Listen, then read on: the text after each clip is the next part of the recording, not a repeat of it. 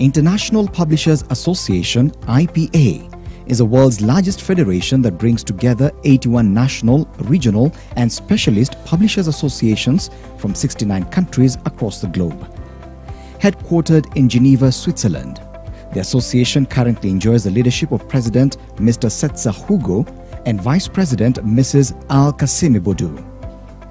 The Federation's mission is to transform the future of African publishing, and to achieve this, it organizes the IPA Africa Seminar Series, which began in 2018. The first seminar took place in Lagos, Nigeria. IPA, we are an umbrella organization for publishers associations all around the world. We have 81 members in 69 countries, and we have been organizing events like this, congresses, to foster exchange of ideas between publishers since 1896. The second series of the Africa Seminar took place recently in Nairobi, Kenya, under the theme Africa Rising, Realizing Africa's Potential as a Global Publishing Leader in the 21st Century. This seminar was hosted by Kenya Publishers Association under the leadership of its chairman, Mr. Lawrence Njagi. We are very thrilled that we are hosting this year's IPA seminar here in Nairobi. The topics that we've been discussing here are very close to the hearts of most Kenyan publishers and indeed most African publishers. We've been discussing issues of access to education, reading cultures, book policies, and how do we grow publishing to the next level as Africans. The event brought together more than 600 attendees drawn from 50 countries to discuss sectoral innovation, revitalization, and challenges facing the African publishing industry. The seminar featured globally renowned authors such as the award-winning Kenyan writer and academic Ngugi wa Thiong'o, key decision makers and thought leaders from the continent and beyond. Languages are like musical instruments. Each language, whether English, Arabic, Kikuyu, Kiswahili, Chinese, have their unique musicality.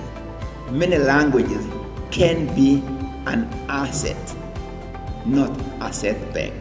So, as publishers, let's so imagine then books written, say, by Africans in African languages, and then they're available for all these language markets. With many centuries of experience in advancing and addressing a myriad of challenges facing the publishing industry, IPA has proven that through partnerships with national and regional associations, the challenges can be addressed with the aim of realizing the full potential of literary and artistic works across the globe. I think one of the most important takeaways for me at least has been not only that we had the chance to talk about the usual things we talk about in IPA, which are copyright and freedom to publish, but we also had, and regarding the conference of Professor Wa Thiong'o, that the importance of native languages, the importance of publishing also in native languages, and what IPA can do to support Kenyan and African publishers in general to publish in native languages.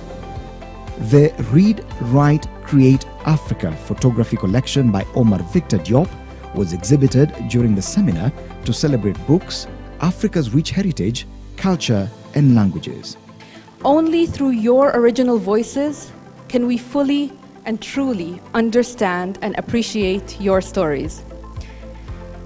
Just like there are many sides to Europe, Latin America, and Asia, there are also many sides to Africa. And we want to hear about them. Global readers are ready to hear about them.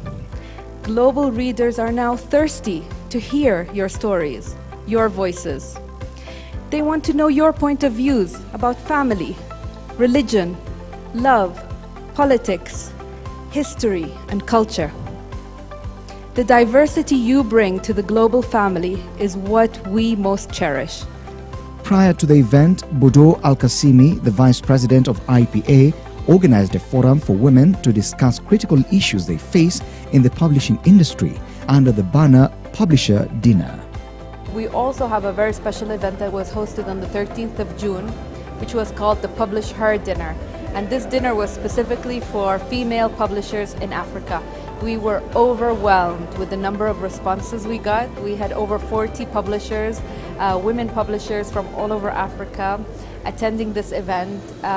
Really, it's very important to hold events like this because there are very few women in leadership positions in publishing. For example, myself, I'm only the second woman to hold a leadership position in the IPA, which is 125 years old.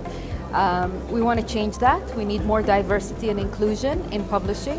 And by hosting dinners such as ours, we encourage more women to come together, help each other, support each other, overcome challenges so that they can get into leadership positions in publishing. The aim of this session was to develop global action agendas through candid discussions with women publishers, and to do so on the sidelines of key literary events. Prior to the seminar, a pre-event initiative dubbed Africa in Action saw the signing of an agreement between IPA and the African Publishers Network, APNET. This agreement will advance common industry goals and promote the development of the publishing industry in Africa. Another agreement signed was between IPA and the Association of the Development of Education in Africa, ADEA, and this will promote the adoption and implementation of national book and reading policies in Africa. I think I would say I came here like an infant, and I'm going back as a graduate. We learned even more that I felt so touched, the aspects of teaching our children in using our mother tongue.